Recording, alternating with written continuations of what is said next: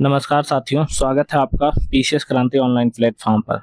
दोस्तों, पीसीएस क्रांति टीम द्वारा प्रीलिम्स ब्रह्मास्त्र सीरीज में घटना चक्र पूर्वावलोकन के सभी क्वेश्चन कराए जा रहे हैं, जिसमें से भारतीय राज्य व्यवस्था, भारतीय भूगोल और भारतीय इतिहास का करंट सेगमेंट चल रहा है। और अगर हम बात करें भारतीय इतिहास की, तो इसमें अभी तक हमने मध्यकालीन भारत का इतिहास और प्राचीन भारत का इतिहास पूरा कंप्लीट कर लिया है। और अभी हम लोग जो स्टार्ट किए हुए हैं वह है आधुनिक भारत का इतिहास, जिसमें से तीसरा सेगमेंट आज चलेगा। ठीक है, तो आज देखते हैं आधुनिक भारत के इतिहास में तीसरा सेगमेंट है गवर्नर जनरल और वायसराय। ठीक है, इससे संबंधित जितने भी क्वेश्चन है उसको आज हम लोग कंप्लीट करेंगे। ठीक, तो पहला क्वेश्चन देख लेते हैं आज का। इसमें से निम्नलिखित कथनों पर विचार करना है। पहला कथन दिया है रॉबर्ट क्लाइव बंगाल के प्रथम गवर्नर जनरल थे, और दूसरा कथन दिया है विलियम बेंटिक भारत के प्रथम गवर्नर जनरल थे। तो दोस्तों, जो गवर्नर जनरल वाला पोस्ट पहले नहीं आई थी, ये तो बाद में आई थी गवर्नर जनरल। तो इस तरीके से प्रथम गवर्नर जनरल थे जो बंगाल के वह वारेन हेस्टिंग्स से 1774 में स्टार्ट हुआ था। तो यह पहला कथन आपका गलत हो जाता है। और विलियम बेंटिक भारत के प्रथम गवर्नर जनरल थे, यह बात सही है, क्योंकि 1834 में गवर्नर जनरल बनाया गया था विलियम बेंटिक को 1833 के अधिनियम के तहत, चार्टर एक्ट के तहत। ठीक है, तो आपका कथन इसमें से केवल दूसरा वाला सही होगा। वॉरेन हेस्टिंग्स को 1774 में बंगाल का प्रथम गवर्नर जनरल नियुक्त किया गया था, जिसमें से 1834 ईस्वी में गवर्नर लॉर्ड विलियम बेंटिक को भारत का प्रथम गवर्नर जनरल बनाया गया था। रॉबर्ट क्लाइव बंगाल का पहला गवर्नर नियुक्त किया गया था, जो इस पद पर 1758 से लेकर 60 तक और दोबारा एक बार पुनः 1765 से लेकर 1767 की अवधि तक रहा था। ठीक है, भारत के प्रथम गवर्नर जनरल कौन थे? तो भारत के प्रथम गवर्नर जनरल वॉरेन हेस्टिंग्स 1774 में बंगाल का गवर्नर जनरल इसे बनाया गया था। ठीक है, वही सेम क्वेश्चन है। भारत का गवर्नर जनरल पहला, तो भारत का प्रथम गवर्नर जनरल, तो इसमें से कोई नहीं होगा। अगला क्वेश्चन देख लेते हैं। निम्नलिखित घटनाओं पर विचार कीजिए। पहला दिया हुआ क्लाइव का पुनः भारत आगमन, दूसरा दिया है इलाहाबाद की संधि, तीसरा दिया हुआ बक्सर का युद्ध, और चौथा दिया हुआ भारत का गवर्नर जनरल बनना था। ये 1765 में पुनः आया था ये भारत। इलाहाबाद की संधि भी 1765 में हुई थी। बक्सर का युद्ध 1764 में हुआ था। वारेन हेस्टिंग्स का गवर्नर जनरल बना 1774 की बात है। तो इसमें से देखा जाए तो सबसे पहले क्या होगा, तो यहाँ पे आप देखेंगे 3 मई 1765 और 22 से 23 अक्टूबर 1764 बक्सर का युद्ध, और अगस्त में हुआ था 1765। तो इस तरीके से देखा जाए तो सबसे पहले 1 होना चाहिए, फिर 2, फिर 3, फिर 4। तो 1, 2, 3, 4 इस तरीके से सी वाला ऑप्शन आपका सही हो जाएगा। ठीक है, अगला क्वेश्चन, निम्नलिखित में से कौन सा सही नहीं है? तो पहला कथन दिया हुआ, जब प्रशासन की नींव वॉरेन हेस्टिंग द्वारा मजबूती से रखी गई, जिस पर ऊपरी संरचना कॉर्नवालिस ने की। जन प्रशासन की नींव। ठीक है, ईस्ट इंडिया कंपनी दूसरा ऑप्शन है। ईस्ट इंडिया कंपनी की असैनिक और सैनिक सुधार करने का श्रेय क्लाइव को था। तीसरा है लॉर्ड विलियम बेंटिक सबसे बड़े ब्रिटिश शासकों में से एक था, क्योंकि उसने भारत में ब्रिटिश साम्राज्य को संग्रहित किया। और तीसरा दिया है लॉर्ड डलहौजी ने द्वितीय के सिद्धांत पर आधार पर ब्रिटिश साम्राज्य में समृद्ध क्षेत्र जोड़े। ठीक है, तो यह लॉर्ड विलियम बेंटिक जो था ब्रिटिश शासकों में से एक था, क्योंकि इसने भारत में ब्रिटिश साम्राज्य को संग्रहित किया। तो यह नहीं है, सबसे ज्यादा तो डलहौजी ने किया था। तो इस तरीके से ऑप्शन सी आपका गलत हो जाएगा। ठीक है, क्लाइव के समय में असैनिक और सैनिक दोनों सुधार हुए। असैनिक सुधारों के अंतर्गत क्लाइव ने उपहार लेना, निजी व्यापार बंद करा दिया गया। इसके अतिरिक्त कर देना अनिवार्य बना दिया गया।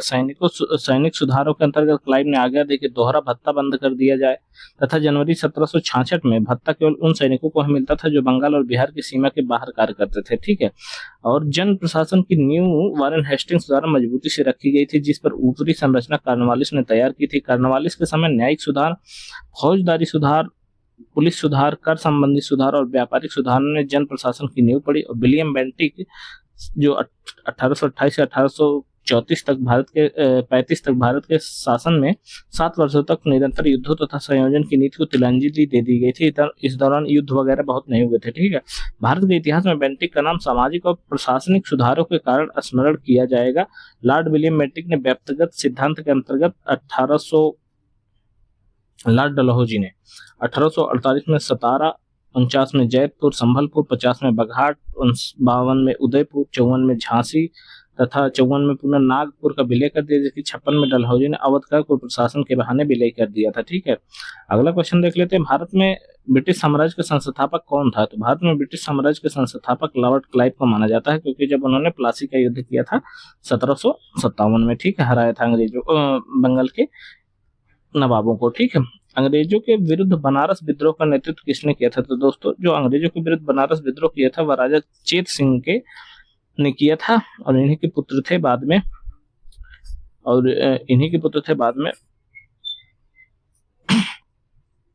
जिन्हें इलाहाबाद की संधि के तहत गाजीपुर और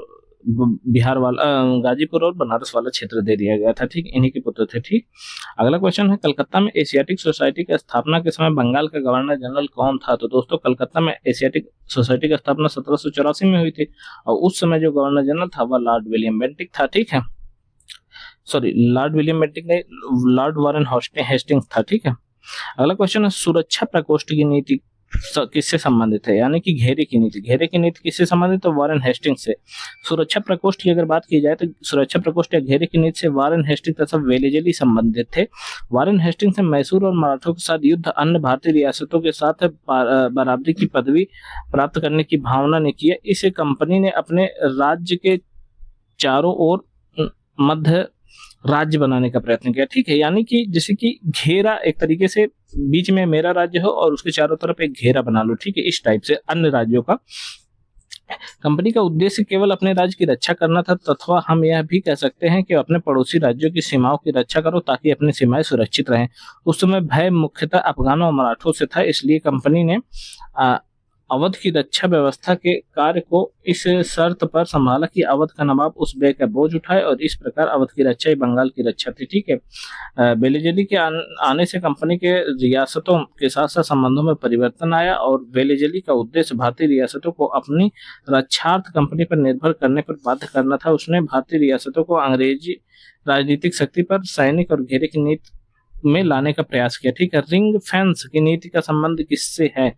तो रिंग फेंस घेरे की नीति है संबंध आपका वारेन हेस्टिंग्स से। ठीक है, अगला क्वेश्चन, निम्नलिखित में से बंगाल में द्वैध शासन प्रणाली कब समाप्त हुई? तो दोस्तों वह समाप्त हुई थी वारेन हेस्टिंग्स के दौरान, जब 1772 में कोर्ट ऑफ डायरेक्टर ने इसे समाप्त करने का निर्णय दिया था। ठीक है, वारेन हेस्टिंग्स के कार्यकाल में 1772 में कोर्ट ऑफ डायरेक्टर ने दोहरी शासन प्रणाली को समाप्त करने का निर्णय लिया, तथा कलकत्ता परिषद उसके प्रधान को आज्ञा दी कि वे स्वयं दीवान बने और बंगाल, बिहार, उड़ीसा के प्रबंधन को अपने हाथों में ले ले।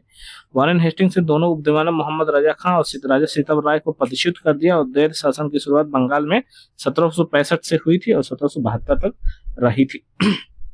अगला क्वेश्चन देख लेते हैं दोस्तों, बंगाल में द्विशासन प्रणाली किसके द्वारा लागू की गई थी? तो बंगाल में द्विशासन प्रणाली रॉबर्ट क्लाइव ने 1765 में स्टार्ट करी थी। किस गवर्नर जनरल पर महाभियोग का मुकदमा चलाया गया था? ठीक है, तो वारेन हेस्टिंग्स पर महाभियोग चलाया गया था, क्योंकि वारेन हेस्टिंग्स से अन्यायपूर्ण और निरंकुश कार्यों के कारण उस पर महाभियोग का मुकदमा चलाया गया, जो 88 से 95 तक चला, और किंतु ब्रिटिश संसद ने उसकी सेवाओं को देखते हुए उसे सभी दोषों से मुक्त कर दिया। यह भी कहा गया कि वारेन हेस्टिंग्स ने जो कुछ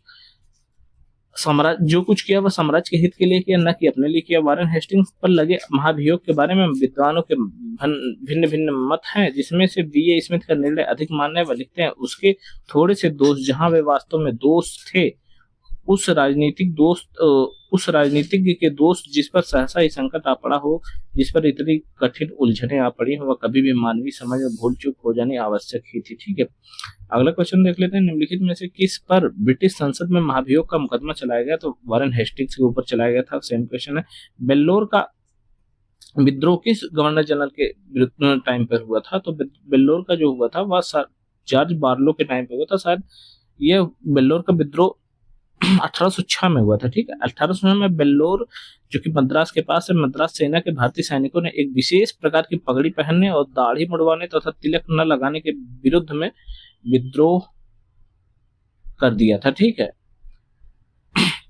इस समय गवर्नर जनरल थे जो सर जॉर्ज बार्लो थे। इसी के काल में बैंक ऑफ कलकत्ता की स्थापना भी हुई थी, और बेल्लोर विद्रोह की 1857 की क्रांति की पूर्वगामी भी माना जाता है। समझ रहे हैं, मतलब सेम टू सेम जैसे कि 1857 में क्रांति हुई थी, कुछ रीजन थे उसी टाइप के लगभग कुछ रीजन आपको वहां भी देखने को मिल सकते थे बेल्लोर के विद्रोह में। ठीक है, भारत में न्यायिक संगठन की स्थापना किसने की? तो न्यायिक संगठन की स्थापना लॉर्ड कॉर्नवालिस द्वारा की गई थी। दीवानी और फौजदारी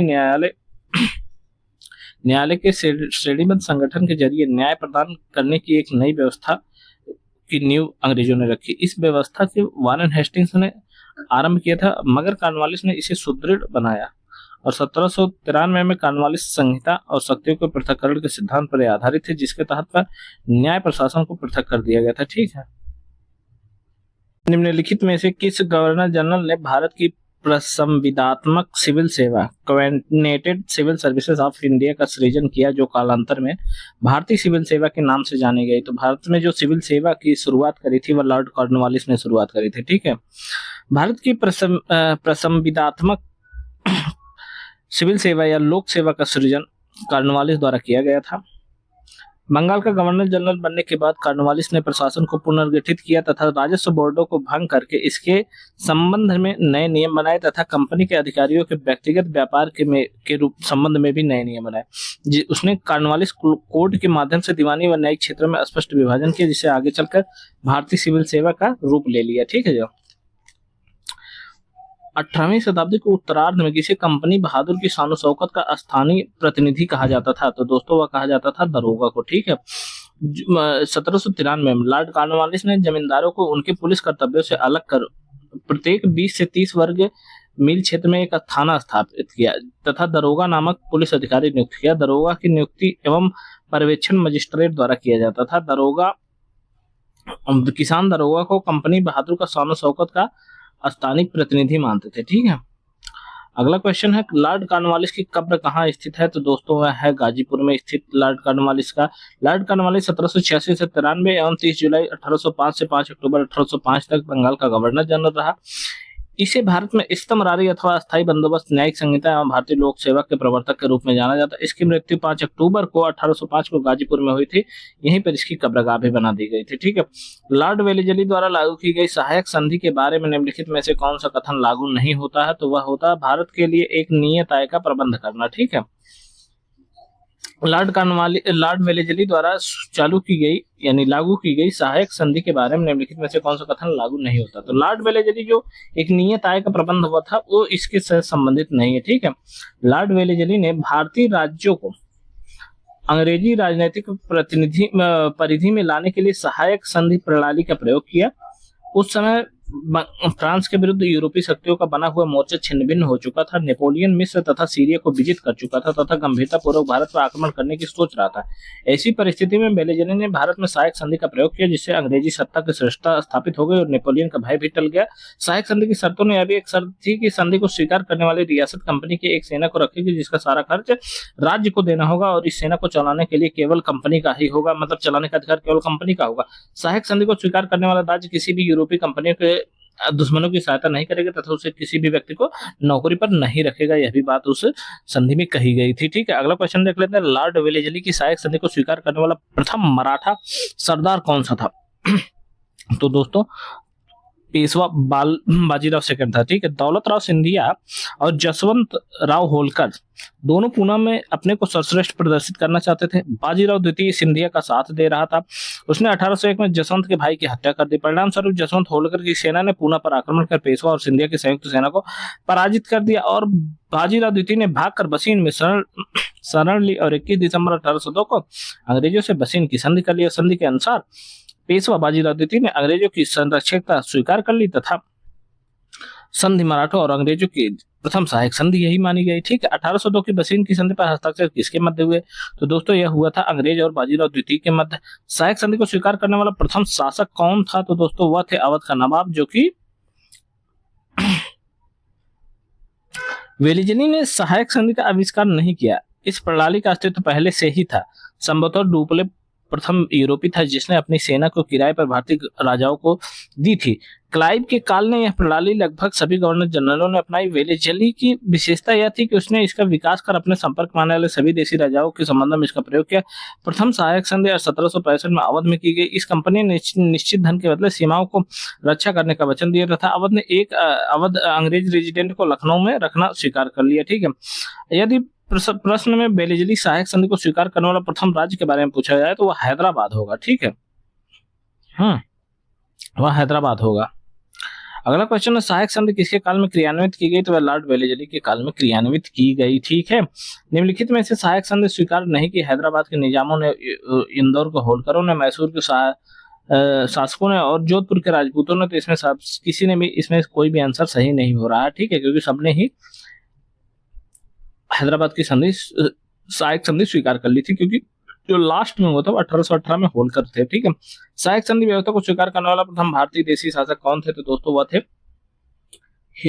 हैदराबाद के निजाम। ठीक है, अगला क्वेश्चन देख लेते हैं। निम्नलिखित पर विचार कीजिए, उसने लॉर्ड वेलेजली के साथ सहायक संधि की थी, वो किसके द्वारा संधियों को सही कालानुक्रम और दिए हुए कूट से पता कीजिए।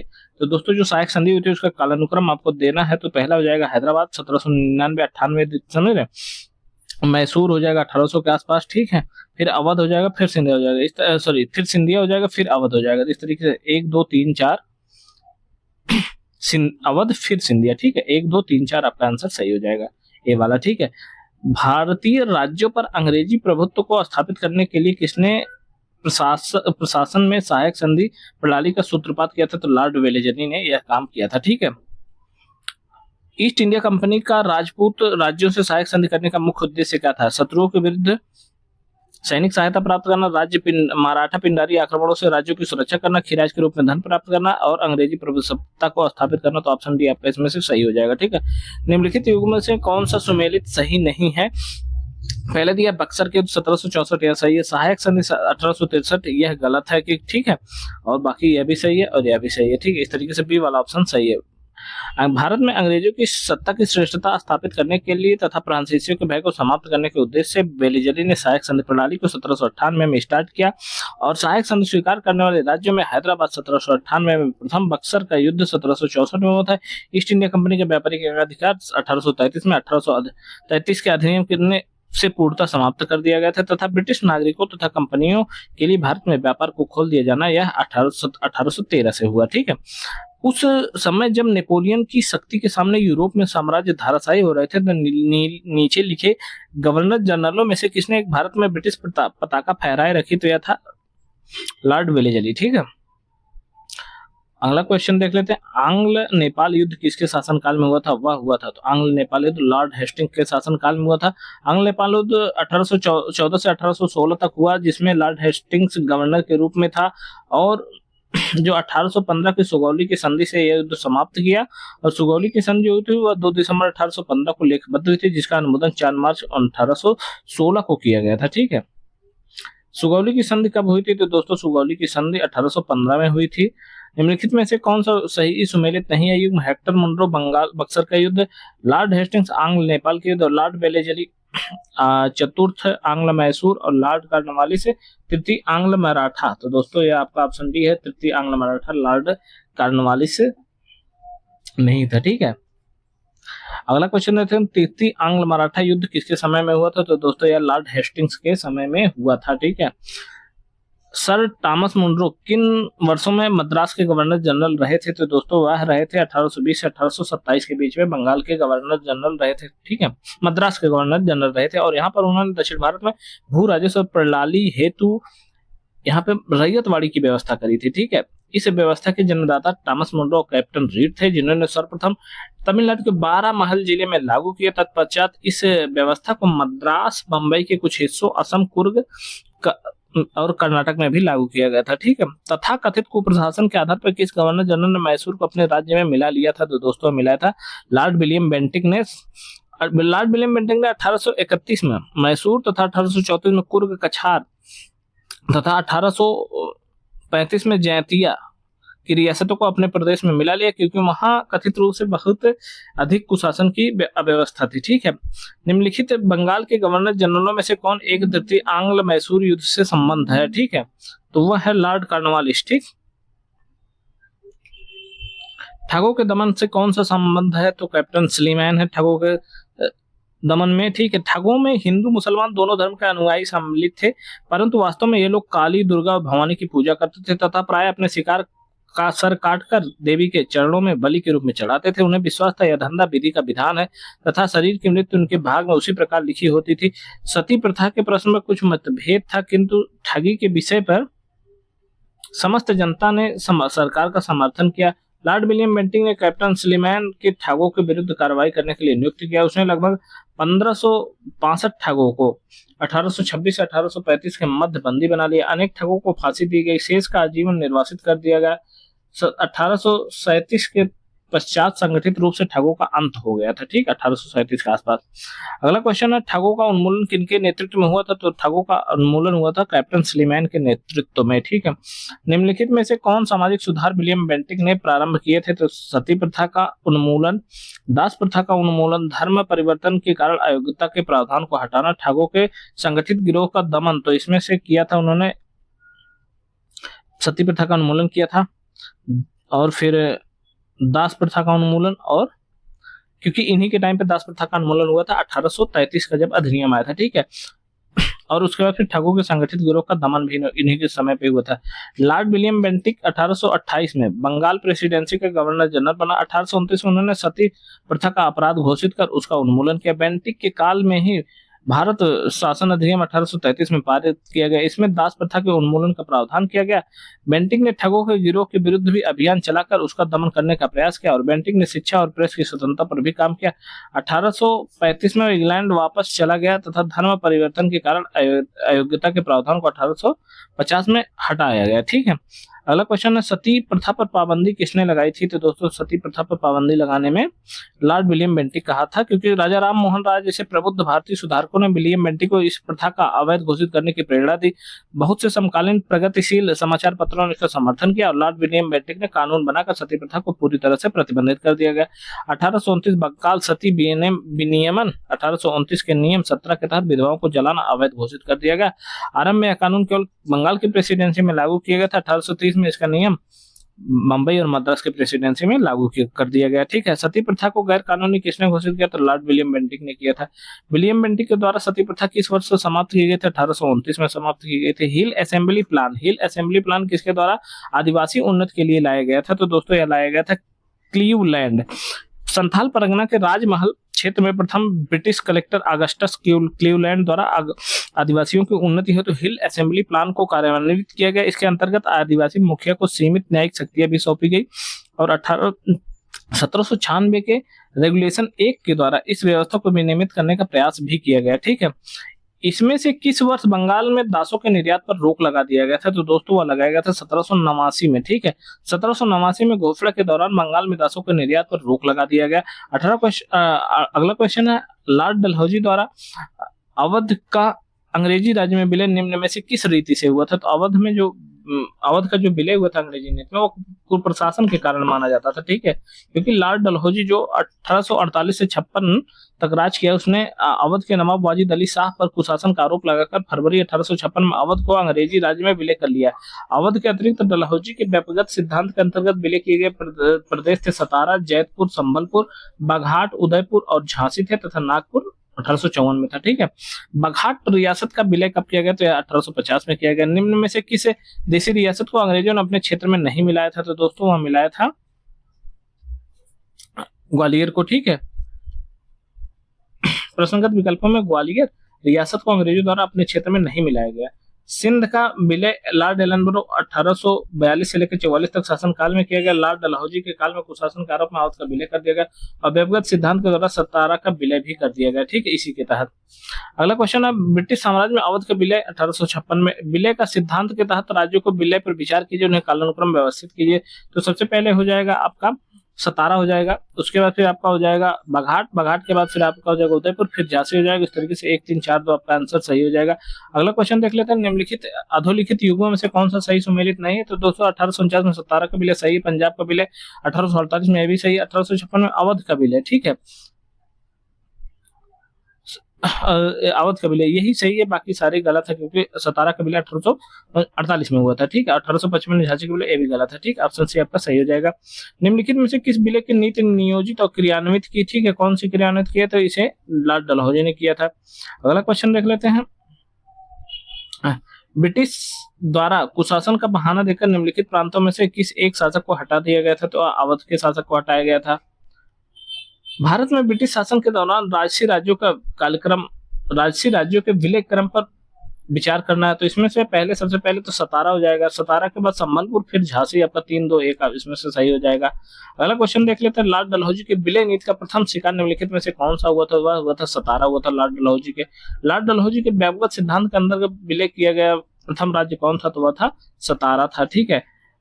जेम्स एंड्रू रैमजे ने किस गवर्नर जनरल का वास्तविक नाम था? तो यह नाम था लॉर्ड डलहौजी का, ठीक है। 1848 में लॉर्ड डलहौजी, जिसे अर्ल ऑफ डलहौजी भी कहा जाता था, गवर्नर जनरल बनकर भारत आया। इसका वास्तविक नाम जेम्स एंड्रू ब्राउन रैमजे था, ठीक है। अंग्रेजों द्वारा सिंध विजय संपन्न हुई थी, अंग्रेजों द्वारा जो सिंध विजय संपन्न हुई थी वह लॉर्ड एलनब्रो के समय संपन्न हुई थी, ठीक है। अगला क्वेश्चन देख लेते हैं, किसने सिंध विजय पर अधिकरण किया था? तो वह किया था नेपियर ने, ठीक है। अगला क्वेश्चन है, सिंध पर ब्रिटिश ने कब्जा किया था, तो वह किया था 1843 में। अगला क्वेश्चन है, सिक्किम का भारत में विलय किसने किया था? तो यह किया था लॉर्ड डलहौजी ने सिक्किम का भारत में विलय, ठीक है। सिक्किम का भारत के साथ अंतर संबंध विगत इतिहास में हम 3 अवसरों पर देखते हैं। फरवरी 1817 में लॉर्ड हेस्टिंग के काल में स्थिति को सिक्किम और ब्रिटिश भारत के साथ तितल्या संधि हुई थी, जिसमें नेपाल के कुछ क्षेत्र सिक्किम को वापस मिलने का तो उल्लेख है, किंतु सिक्किम के किसी भी क्षेत्र को ब्रिटिश भारत में मिलाने का उल्लेख नहीं था। 1850 में सिक्किम के दार्जिलिंग और तराई क्षेत्र का भाग लॉर्ड डलहौजी के काल में ब्रिटिश भारत में मिलाया गया और सिक्किम का आंशिक विलय हुआ। 1875 में सिक्किम का पूर्ण विलय स्वतंत्र भारत में हुआ और सद्य प्रश्न में ब्रिटिश भारत में लॉर्ड डलहौजी के कार्यकाल में सिक्किम के आंशिक विलय के आधार पर आयोग ने अपना उत्तर निर्धारित किया, तब विकल्प बी सी सही है। अगला क्वेश्चन, निम्नलिखित में से कौन अवध का ब्रिटिश रेजिडेंट था जब अवध का ब्रिटिश साम्राज्य में विलय हुआ? तो वह थे जेम्स आउटरम, ठीक है। अगला क्वेश्चन देख लेते हैं, भारत में प्रथम रेलवे लाइन किस ब्रिटिश गवर्नर के समय बिछाई गई? तो वह लॉर्ड डलहौजी के समय बिछाई गई। भारत में रेल निर्माण की दिशा में प्रथम प्रयास ब्रिटिश गवर्नर लॉर्ड डलहौजी द्वारा किया गया था। प्रथम रेलवे लाइन 1853 में ब्रिटिश के थाड़े के बीच चलाई गई थी। अगला क्वेश्चन है, भारत में रेल लाइन का निर्माण किन नगरों के बीच हुआ था? तो बंबई और थाड़े के बीच में हुआ था। भारत में पहली रेलवे लाइन 1853 में चलाई गई। किस कंपनी ने भारत में सर्वप्रथम भारत में रेल यात्रा प्रारंभ की थी? तो वह की थी ग्रेट इंडियन पेनिनसुलर रेलवे ने, ठीक है।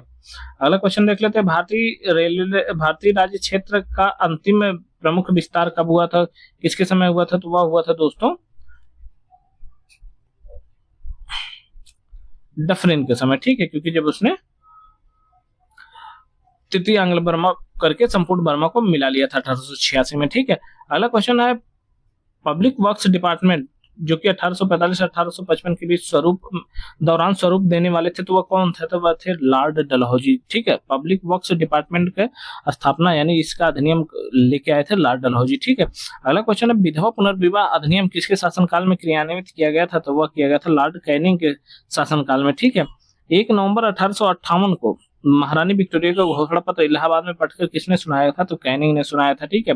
1857 की महान क्रांति का सबसे महत्वपूर्ण परिणाम था महारानी की उद्घोषणा। इस उद्घोषणा को 1 नवंबर 1858 को इलाहाबाद वर्तमान प्रयागराज के दरबार में हुए भारत के प्रथम वायसराय कैनिंग द्वारा उद्घोषित की गई थी, ठीक है।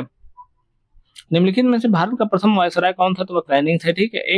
1 नवंबर 1858 को महारानी विक्टोरिया को घोषणा पत्र किसने सुनाया था? लॉर्ड कैनिंग ने कहा सुनाया था? तो वह सुनाया था इलाहाबाद में। अपने पुत्र के स्थान पर दूसरे उत्तराधिकारी को गोद लेने का अधिकार पुनः स्थापित किया, तो वह किया गया था 1858 की साम्राज्ञी की घोषणा में, ठीक है। जब महारानी की उद्घोषणा 1 नवंबर 1858 को इलाहाबाद में हुए दरबार लॉर्ड कैनिंग द्वारा उद्घोषित की गई। इसमें भारतीय देशी राजाओं के प्रति नीति को व्यापक रूप से परिवर्तित किया गया और ब्रिटिश साम्राज्य के लिए संभावित किसी भी संकटापन्न स्थिति से बचाव के लिए उनका प्रयोग करने के लिए उन्हें तैयार किया गया। विजय और विलय की नीति को पूर्णतः परित्याग कर दिया गया और देशी राजाओं के शासकों को उत्तराधिकारी गोद लेने की अनुमति दी गई। महारानी विक्टोरिया को भारत की सामग्री नियुक्त किया गया, साम्राज्ञी नियुक्त किया गया था, तो 1877 में किया गया था, ठीक है। अगला क्वेश्चन देख लेते हैं, निम्नलिखित में से किसे गवर्नर जनरल भारत में दास प्रथा का उन्मूलन किया था? तो किया था लॉर्ड एलनब्रो ने, ठीक है। अगला क्वेश्चन देख लेते हैं, निम्नलिखित में से कौन सा सही सुमेलित नहीं है? तो आपको इसमें लॉर्ड कॉर्नवालिस अस्थायी बंदोबस्त लॉर्ड कॉर्नवालिस सुमेलित नहीं है। लॉर्ड वेलेजली चतुराईपुर निष्क्रियता सही है। लॉर्ड डलहौजी सहायक संधि सही है और लॉर्ड कैनिंग भारतीय राष्ट्रीय कांग्रेस की स्थापना यह भी एक सुमेलित है, तो यह सुमेलित नहीं है। लॉर्ड कॉर्नवालिस अस्थायी बंदोबस्त यह सुमेलित, यही एक तरीके से सुमेलित, बाकी कोई भी सुमेलित नहीं, ठीक है। बाकी तीनों ही गलत हैं। अगला क्वेश्चन देख लेते हैं, निम्नलिखित में किसका सुमेल नहीं है? तो इसमें से लॉर्ड कैनिंग उच्चतम निष्क्रियता, यह सुमेल नहीं है, ठीक है। उच्चतम निष्क्रियता की बात जो की गई थी, ठीक है। अस्थायी बंदोबस्त किसके शासनकाल में प्रारंभ किया गया था? तो दोस्तों अस्थायी बंदोबस्त लॉर्ड कॉर्नवालिस ने प्रारंभ किया था। निम्नलिखित में से कौन सा सही सुमेलित नहीं? लॉर्ड कॉर्नवालिस अस्थायी बंदोबस्त, लॉर्ड वेलेजली सहायक संधि, लॉर्ड हेस्टिंग्स द्वितीय आंग्ल मराठा युद्ध, यह सही नहीं है, ठीक है। अगला क्वेश्चन देख लेते हैं, पेशवाई को कब समाप्त किया गया था? तो दोस्तों पेशवाई को 1818 में समाप्त किया गया था, ठीक है। निम्नलिखित में से किसने राजपूताना की देशी रियासत के साथ वर्ष 1817 की अधीनस्थ संधि की बातचीत की थी? तो वह की थी चार्ल्स मेटकाफ ने, ठीक है। राजपूताना की देशी रियासतों के साथ 1817 और 1818 के अधीनस्थ की संधि की बात चार्ल्स मेटकाफ ने की थी। राजपूताना की रियासतों के साथ वर्ष 1817 और 18 की अधीनस्थ संधि की वार्ता चार्ल्स मेटकाफ ने की थी। लॉर्ड हेस्टिंग्स ने राजपूताना पर ब्रिटिश सर्वोच्चता तथा मराठा और पिंडारियों के प्रति राजपूताना की तटस्थता सुनिश्चित करने के लिए दिल्ली के तत्कालीन रेजिडेंट चार्ल्स मेटकाफ को वार्ताकार बनाया था। अगला क्वेश्चन, निम्नलिखित में कौन सा सुमेलित नहीं है? कॉर्नवालिस अस्थायी बंदोबस्त सही है, लॉर्ड वेलेजली सहायक संधि ये भी सही है, जॉन शोर आंग्ल मराठा नेपाली युद्ध यह गलत है, ठीक है। लॉर्ड हेस्टिंग्स तृतीय आंग्ल मराठा युद्ध यह भी सही है, ठीक है। अगला क्वेश्चन देख लेते हैं, इसमें भी कौन सा सही सुमेलित है? इसमें लॉर्ड एलनबरो अवध का विलीनीकरण यह भी गलत है, लॉर्ड डलहौजी सिंध का विलीनीकरण यह भी गलत है, लॉर्ड वेलेजली चतुर्थ आंग्ल मराठा युद्ध यही सही है, ठीक है। बाकी जानसोर तृतीय आंग्ल मराठा युद्ध यह भी गलत है, ठीक। अगला क्वेश्चन देख लेते हैं, निम्नलिखित में से कौन सा सही सुमेलित नहीं है? लॉर्ड डलहौजी अवध का विलीनीकरण सही है, लॉर्ड डफरिन भारतीय राष्ट्रीय कांग्रेस का प्रथम सही है, Lord William Bentinck charter act 1833 का पारित होना सही, लॉर्ड लिटन प्रथम आंग्ल अफगान युद्ध का प्रारंभ होना यही गलत है, ठीक है। अगला क्वेश्चन, निम्नलिखित में चतुराई पूर्ण निष्क्रियता की नीति से कौन सा जुड़ा था? तो वह जुड़े थे जॉर्ज लॉरेंस। और इसमें देख लें तो चतुराई पूर्ण निष्क्रियता जो थी वह कुशल आक्रमणीयता की नीति, पॉलिसी ऑफ मास्टरली इनएक्टिविटी, ठीक है, का आंग्ल अफगान संबंधों के संदर्भ में लॉर्ड एलनबरो के काल से प्रारंभ होकर लॉर्ड नॉर्थब्रुक के काल तक चलती रही। इस नीति को प्रायः जॉन लॉरेंस के नाम से विशेष रूप से संबंधित किया जाता है, क्योंकि उसके वायसराय काल 1864 से लेकर 1869 में इस नीति का अनुसरण करने का स्पष्ट अवसर मिला तथा इस नीति की रूपरेखा एकदम स्पष्ट रूप से निश्चित कर दी गई थी, ठीक है। निम्नलिखित में से अगला क्वेश्चन देख लेते हैं, वित्तीय विकेंद्रीकरण किसने प्रारंभ की थी? तो वित्तीय विकेंद्रीकरण दोस्तों लॉर्ड मेयो ने प्रारंभ की थी 1870 में, ठीक है। अगला क्वेश्चन देख लेते हैं, भारत में अंग्रेजों के समय प्रथम जनगणना कब हुई? तो वह हुई थी लॉर्ड मेयो के काल में, ठीक है। भारत में अंग्रेजों के समय प्रथम जनगणना लॉर्ड मेयो के काल में 1869 से लेकर 72 के बीच में 1872 में प्रारंभ की गई, क्योंकि तो लॉर्ड रिपन के काल में नियमित जनगणना चालू की गई 1881 में, ठीक है। वह कौन सा व्यक्ति था जिसने भारत में प्रथम बार जनगणना करवाई थी? तो वह किया था लॉर्ड मेयो ने, ठीक है। किस वायसराय की हत्या अंडमान निकोबार के द्वीप समूह में जब वह भ्रमण कर रहे थे एक दंडित अपराधी द्वारा कर दी गई थी? तो वह किया गया था लॉर्ड मेयो की, ठीक है। लॉर्ड मेयो की हत्या अंडमान द्वीप समूह के भ्रमण के दौरान एक कैदी द्वारा की गई थी। मेयो प्रथम गवर्नर जनरल था जिसकी हत्या उसके कार्यकाल में हुई थी, ठीक है। अगला क्वेश्चन देख लेते हैं, किस वायसराय की हत्या उसके कार्यकाल में की गई थी? तो वह हुई थी लॉर्ड मेयो की, ठीक है। अगला क्वेश्चन देख लेते हैं, लॉर्ड मेयो के 1870 के संकल्प में निम्नलिखित में से कौन सा कथन एक सही नहीं है? कौन सा कथन सही है? ठीक है, पहला कथन दिया, केंद्रीय और प्रांतीय वित्त को विभाजित करने वाला पहला कदम था और प्रांतीय सरकारों को कुछ सेवाएं प्रशासित करने का अधिकार दिया गया। इसने मौजूदा असमानता को सुधारने का प्रयास किया। इसमें प्रांतों के वास्तविक आवश्यकताओं पर ध्यान केंद्रित किया गया। तो इसमें से चार के चारों ही कथन सही हैं। ठीक है, लॉर्ड मेयो का शासनकाल 1869 से लेकर 72 तक रहा, जिसमें उसके शैक्षणिक और प्रशासनिक सुधारों का स्मरण किया जाता है। उसने प्रशासन के सुधार के लिए प्रत्येक अलग अलग प्रशासन से पत्राचार के उपरांत 1870 में एक संकल्प जारी किया, जिसमें मेयो रेजुलेशन है प्रांतीय सरकारों का चार्टर भी कहा जाता है, जिसमें केंद्रीय और प्रांतीय वित्त को विभाजित करने की दिशा में पहला कदम उठाया तथा साथ ही प्रांतीय सरकारों को कुछ स्वायत्तता देते हुए उन्हें जेल, शिक्षा और चिकित्सा सेवाओं के लिए केंद्रीय राजस्व से कुछ अतिरिक्त राशि देने की दी गई, जिसमें इच्छा अनुसार प्रशासन करने के लिए कहा गया तथा इसके साथ ही मौजूद असमानताओं को सुधारने पर जोर दिया गया। प्रांतों की वास्तविक आवश्यकताओं पर भी ध्यान केंद्रित किया गया था। 3 और 1, 2, 3, 4 कथन सभी सही हैं। ठीक है, अफगानिस्तान के प्रति जोश भरी अग्र फॉरवर्ड नीति का अनुसरण करने वाला गवर्नर जनरल कौन था? तो वह थे लॉर्ड लिटन। 1876 में लिटन के वायसराय बनकर भारत आने पर अफगानिस्तान के प्रति अपनाई गई नीति में एक परिवर्तन आया। वह कुशल आक्रमणीयता की नीति के स्थान पर अग्रगामी नीति का अनुसरण किया।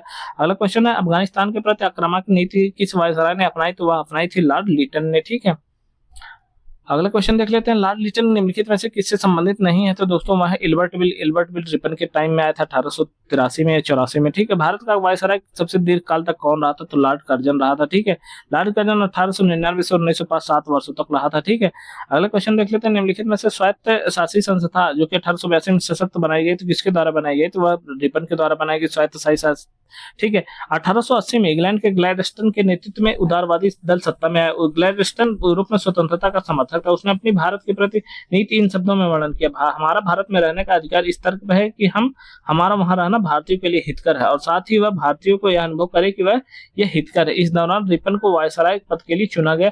संभवतः रिपन के काल सबसे महत्वपूर्ण कार्य स्थानीय स्वशासन पर सरकारी प्रस्ताव था। रिपन देश की नगर पालिकाओं को विकसित करना चाहते थे। उनके अनुसार इन्हीं से देश की राजनीतिक शिक्षा आरंभ होती है और प्रस्ताव के तहत ग्रामीण प्रदेशों में स्थानीय बोर्डों की स्थापना की गई। प्रत्येक जिला में जिला उप विभाग, तालुका और तहसील बोर्ड बनाने की आज्ञा हुई। नगरों में नगर पालिकाएं स्थापित की गई। इस स्थानीय संस्थाओं को निश्चित कार्य तथा आय के समाधान के साधन के लिए किया गया। ठीक है। अगला क्वेश्चन, निम्नलिखित में से किस स्थानीय स्वशासन को प्रोत्साहित किया, किसने? ठीक है, तो वह किया लॉर्ड रिपन ने। अगला, इल्बर्ट बिल विवाद किससे संबंधित है? दोस्तों यह है यूरोप के लोगों के मामलों की सुनवाई करने के लिए भारतीय न्यायाधीशों पर लगाई गई अयोग्यताओं को हटाया जाना। ठीक है। तो यह था Ilbert bill. Sir CP Ilbert viceroy के प्रतिनिधि के विधि सदस्य थे। उन्होंने 2 फरवरी 1883 को विधान परिषद में एक विधेयक प्रस्तुत किया जिसमें इल्बर्ट बिल की संज्ञा दी जाती है। इस विधेयक का उद्देश्य था कि जाति भेद पर आधारित सभी न्याय की अयोग्यताएं तुरंत समाप्त कर दी जाए, भारतीय और यूरोपीय न्यायाधीशों की शक्तियां समान कर दी जाए। ठीक है। अगला क्वेश्चन है 1700 भारत में उपनिवेशी शासन के संदर्भ में 1883 में पारित इल्बर्ट बिल का उद्देश्य क्या था? तो दोस्तों जहां तक अदालतों की दांडिक अधिकारिता का संबंध था, भारतीय और यूरोपीय लोगों को बराबरी पर रोकना था। ठीक है, बराबरी पर रोकना। अगला क्वेश्चन देख लेते हैं, किस पदावधि में महिलाओं और बच्चों की कार्यावधि के घंटों को सीमित करने के लिए स्थानीय शासन के आवश्यक नियम बनाने के लिए परिष्कृत करने के लिए प्रथम फैक्ट्री अधिनियम का अधिग्रहण किया गया? तो यह किया गया था लॉर्ड रिपन के टाइम पर। ठीक है। इसमें इस अधिनियम के तहत 7 वर्ष से कम बच्चों को फैक्ट्री में काम करने के लिए रोक और 7 से 12 वर्ष के बच्चों की कार्यावधि प्रतिदिन 9 घंटे कर दी गई और महीने में 4 दिन की छुट्टी का प्रावधान कर दिया गया। ठीक है। अगला क्वेश्चन है, फैक्ट्री एक्ट 1881 औद्योगिक कामगारों को मजदूरी नियत करने और कामगारों को मजदूर संघ बनाने देने की दृष्टि से पारित किया गया। एन.एम. लोखंडे ब्रिटिश भारत में मजदूर आंदोलन शक्ति संगठित करने में अग्रगामी थे। इसमें से दूसरा कथन सही है, पहला वाला कथन गलत है। ठीक है। अगला क्वेश्चन देख लेते हैं, निम्नलिखित में से भारत में स्थानीय स्वायत्त शासन का जनक किसे माना जाता है? तो दोस्तों यह माना जाता है लॉर्ड रिपन को। ठीक। निम्नलिखित में से कौन सा युग्म सही सुमेलित नहीं है? तो दोस्तों यहाँ अस्थायी स्वशासन और लॉर्ड लिटन का। ठीक है, लॉर्ड लिटन का नहीं है। यहाँ सूचियों को सुमेल करना, सूची में दिया क्लाइव, बेंटिक, मेटकाफ, कर्जन और इस पर दिया प्रेस पर प्रतिबंध, बंग विभाजन, बंगाल में दोहरा शासन, अंग्रेजी शिक्षा। तो दोस्तों जो बंगाल में दोहरा शासन क्लाइव लायड है, बेंटिक जो थे वह कर्जन जो थे वह थे बंग विभाजन से और मेटकाफ थे जो वह प्रेस से प्रतिबंध हटाना, बेंटिक अंग्रेजी शिक्षा से संबंधित है। इस तरीके से आपका CDAB आपका आंसर सही हो जाएगा। अगला क्वेश्चन देख लेते हैं, यहाँ सूचियों को सुमेल करना। सूची 1, सूची 2 में सूची 1 में दिया डलहौजी, विलियम बेंटिक, रिपन और लॉर्ड कर्जन। इधर सती प्रथा का विरोध, स्वायत्त शासन, बंगाल का विभाजन और व्यक्तिगत का सिद्धांत। इसमें दिया है आपका लॉर्ड डलहौजी हो जाएंगे आपके, व्यक्तिगत का सिद्धांत लॉर्ड विलियम बेंटिक हो जाएंगे आपके, सती प्रथा और रिपन जो हो जाएंगे वह स्वायत्त शासन और कर्जन जो है बंगाल का विभाजन। इस तरीके DABC आपका A वाला आंसर सही हो जाएगा। अगला क्वेश्चन देख लेते हैं, निम्नलिखित में से कौन सी जोड़ी गवर्नर जनरल घटना सही सुमेलित है? लॉर्ड कॉर्नवालिस रेगुलेटिंग गलत है, लॉर्ड वेलेजली अस्थायी बंदोबस्त गलत है, लॉर्ड एलन कभी यही सही है। ठीक है, ऑप्शन सी आपका सही है। लॉर्ड डलहौजी प्रथम अफगान युद्ध, ये भी गलत है। ठीक है। अगला क्वेश्चन देख लेते हैं, भारतीय पुरातत्व सर्वेक्षण की स्थापना किसके काल में हुई थी? तो दोस्तों ये हुई थी लॉर्ड कर्जन के समय में। ठीक है। अगला क्वेश्चन देख लेते हैं, भारतीय पुरातत्व सर्वेक्षण की स्थापना किसके काल में हुई? तो कर्जन के समय में हुई थी। निम्नलिखित में से किसने पुरातत्व सर्वेक्षण विभाग की स्थापना की थी? तो यह इसमें से किसी ने नहीं की थी, क्योंकि पुरातत्व सर्वेक्षण विभाग जो बनाया था governor general earl of Mayo थे और तथा George Douglas Campbell secretary of state for India थे। ठीक, उनके सुझाव पर ही पुरातत्व विभाग बनाया गया था। दिए गए विकल्पों में मेयो और कैंपवेल किसी का नाम न होने के कारण यह गलत है। ठीक है। अगला क्वेश्चन देख लेते हैं, भारत प्राचीन स्मारक संरक्षण एक्ट किस गवर्नर जनरल के कार्यकाल में पारित हुआ? तो लॉर्ड कर्जन के कार्यकाल में पारित हुआ था। ठीक है। अगला क्वेश्चन है, भारत में कर्जन के प्रशासन की तुलना औरंगजेब से किसने की थी? तो GK गोखले यानी। ठीक है। इंपीरियल कैडेट कास्ट की स्थापना किसने की थी? लॉर्ड कर्जन ने की थी। लॉर्ड कर्जन ने 1901 में इंपीरियल कैडेट कास्ट की स्थापना की थी। इसका उद्देश्य देशी नरेशों के राजकुमार एवं सामंतों के पुत्रों को सैनिक शिक्षा का प्रबंध करना था। ठीक है, भारत में ब्रिटिश साम्राज्य के दौरान निम्नलिखित वायसरायों पर विचार कीजिए। तो वायसराय जो थे वह कालक्रम अनुसार उनका जो पदावधि थी उसमें आपका देखा जाए तो लॉर्ड कर्जन हो जाएंगे, फिर उसके बाद फिर जेम्स फोर्ड हो जाएंगे, फिर हार्डिंग हो जाएंगे और लॉर्ड इरविन अंतिम में हो जाएंगे। क्योंकि आप कर्जन का देखेंगे तो 1899 में आए थे, हार्डिंग 1910 में, चेम्सफोर्ड 1916 में, इरविन 1926 में। 1 2 3 4 आपका ए वाला आंसर सही हो जाएगा। ठीक है, अगला क्वेश्चन, असैनिक प्रशासन 1905 के संदर्भ निम्नलिखित में से कौन सा कथन सही नहीं है? लॉर्ड कर्जन ने प्रांतीय सीमाओं को पुनर्गठित करने का निर्णय लिया, पूर्वी बंगाल और असम नामक एक नया प्रांत बनाया। ठीक है, तो इसमें से आपको बता दें आपका केवल 2 वाला आंसर सही है। 1905 में गवर्नर जनरल लॉर्ड कर्जन ने प्रांतीय सीमाओं को पुनर्गठित करने का निर्णय लिया। इसने बंगाल को 2 भागों में बांट लिया, पूर्वी बंगाल और असम, ठीक है, नामक एक नया प्रांत बनाया और बंगाल के पश्चिमी भाग में बंगाल, बिहार, उड़ीसा, छोटा नागपुर तक को शामिल किया और इसके अतिरिक्त उन्होंने मद्रास और मध्य प्रांत की सीमाओं में भी बदलाव किया था। ठीक है, तो आपका आंसर इसमें से बी हो जाएगा। लॉर्ड कर्जन के संदर्भ में कौन सा कथन सत्य नहीं? अंग्रेज साम्राज्य की ग्रेनाइट की चट्टान पर स्थापित करना, कलकत्ता अधिनियम की घोषणा करना। ठीक है, तो इसमें से दोनों ही कथन सही है। ठीक है, कलकत्ता निगम अधिनियम 1899 की घोषणा लॉर्ड कर्जन के समय हुई थी और जबकि अंग्रेज साम्राज्य को ग्रेनाइट की चट्टान पर स्थापित करने का प्रत्यक्ष संदर्भ कथन तो लॉर्ड कर्जन के संदर्भ में नहीं मिलता है। तथापि कर्जन ने 1904 में ब्रिटेन के साम्राज्यवादी मिशन के संदर्भ में कहा था, मेरे लिए यह संदेश ग्रेनाइट में उकेरा गया है, कयामत की चट्टान से उकेरा गया है और यही हमारा काम धार्मिक है और कायम रहेगा। ठीक है, फूट डालो और राज करो की रणनीति किसने अपनाई थी? तो दोस्तों कर्जन ने भी अपनाई थी और लॉर्ड मिंटो ने भी अपनाई थी। ठीक है,